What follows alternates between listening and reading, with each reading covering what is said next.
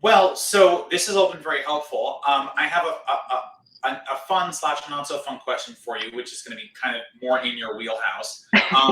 So this will not be the last pandemic. It may not even be the last pandemic in our lifetimes. Can you talk a little bit about what the next pandemic is and what we are doing and people like you are doing to make sure that we have a leg up when this eventually comes to pass? So this is the $1 million question. It And always is. and I will say the short answer is we don't know.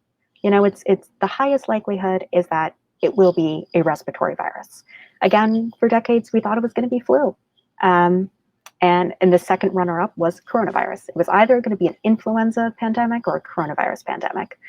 Um, so, part of what we do is so what I do as a researcher is, we do the best we can to understand these viruses and to understand them at every level, so how they function, what their life cycle is like, what pieces of the human system that they rely on to function can we intercede there.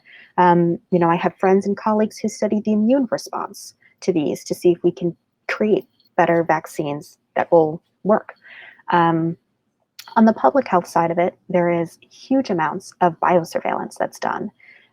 So a lot of both influenza and coronavirus are zoonotic diseases. What this means is that they can live in animals and emerge into humans. So they can stay in an animal population and keep being reintroduced into humans. And that's where we're very worried pandemics will come from. So there's a lot of work around the world to really monitor these animal populations for any new diseases, or any new versions of the diseases we're worried about. And a lot of that tries to go hand in hand.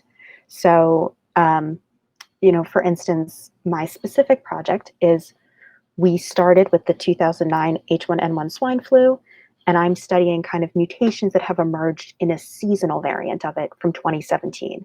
And so we look at what changes have happened in the human population and what does that mean for the virus? Why did those changes happen?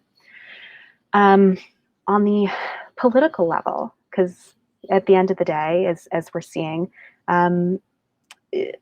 science can do its best and public health can do its best, and you really do need politics and community organization to have a full-throated response to a pandemic. So I do kind of hope that things like the pandemic responsive, there used to be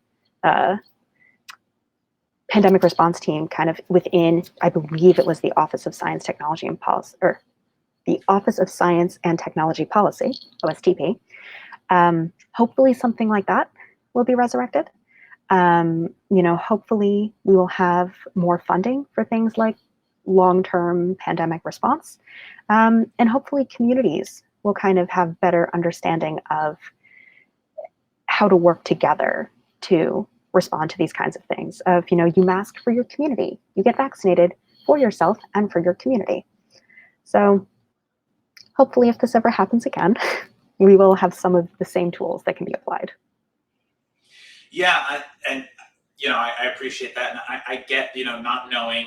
I know that I know for a while it was going to be an influenza that was like the next pandemic, so that's why I kind of tossed you that one, a little fun little Yes. softball there for you.